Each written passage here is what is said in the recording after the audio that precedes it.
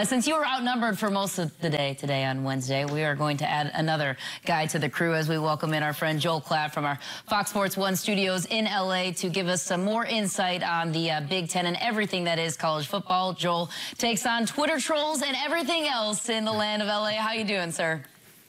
I'm doing very well. Good to be here. All right, let's begin with Saturday night's game. Penn State's come-away victory over the Iowa Hawkeyes. Which resonated the most with you about that win?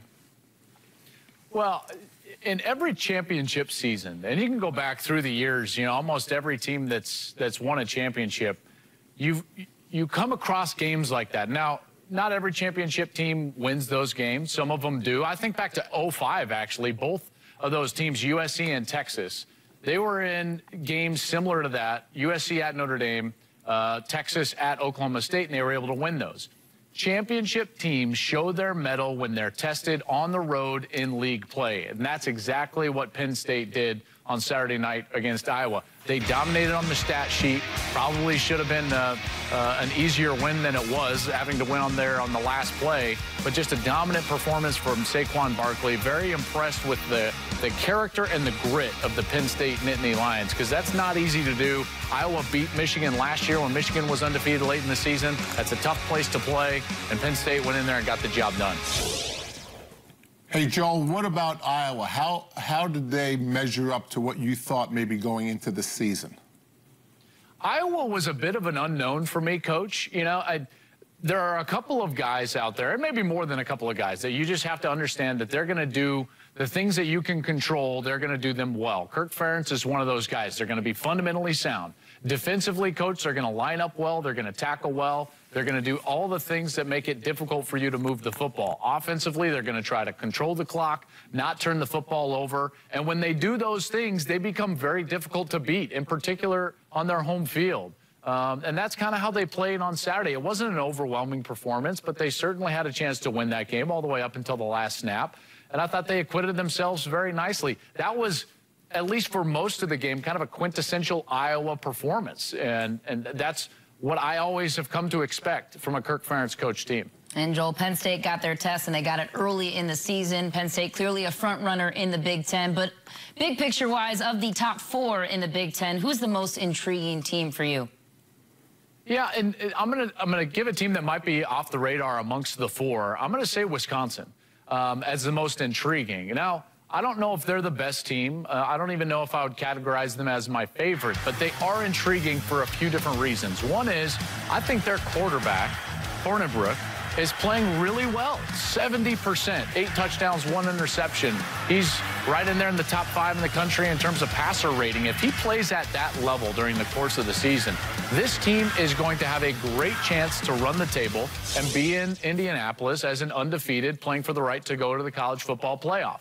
Defensively, they're 4th in the country, giving up 10 points per game. I'm a huge fan of Jim Leonard, their defensive coordinator. I know he's a young coach by coaching standards, because he comes in after that lengthy NFL career and he kind of dives right in. All of a sudden, he's a coordinator. But this guy understands football. And another thing, he understands fundamentals and how to coach. He does it very well. He teaches on the grass very well. So Wisconsin's my intriguing team. This is a team that I think by the end of the season, we could be sitting there looking at them in the Big Ten championship game, and they could be potentially playing in a play-in game. Joel, there's some intrigue in Columbus as well. Now that we're past the OU game and everybody criticizing JT, and we've seen him play against some lesser opponents, how much upside from this point on does JT have as a quarterback? Is it enough to do what Urban's done before, lose early at Florida, win a national championship, lose early at Ohio State, win a national championship? Is he good enough to do that? I think he is, Coach, and the reason I say that is because I trust those coaches. That, as far as coordinators and head coach, I don't know if there is a better three-man trio in college football. And there's some good ones out there. I don't want to demise it, but Greg Schiano's the defensive coordinator, Kevin Wilson is the offensive coordinator, and Urban Meyer is your head coach. I don't know if there is a more accomplished coaching trio out there, and they will get this figured out, okay? So now it's on Kevin Wilson and his quarterback, JT Barrett. And I know that, and you said it, that they've played lesser opponents. But guess who the top passing team in the Big Ten is? The Ohio State Buckeyes. You know, They will be okay. They didn't forget how to coach. JT did not forget how to play. This is the nature of the beast. People overreact, in particular with teams like Ohio State and with that position. When you lose at home early in the season, people are going to overreact. I thought it was a gross overreaction with the way that they were behaving in terms of the fan base after that game against Oklahoma. They're going to be just fine. If you look at JT's numbers, his numbers are actually getting much better this year than what they were a year ago, in particular in yards per attempt. He's all the way up in that 8 category. He was down in the 7s last year. If that continues to trend upwards, mark my words, this is a team that's going to be very tough to beat in that division, and it's a division that they very well could win.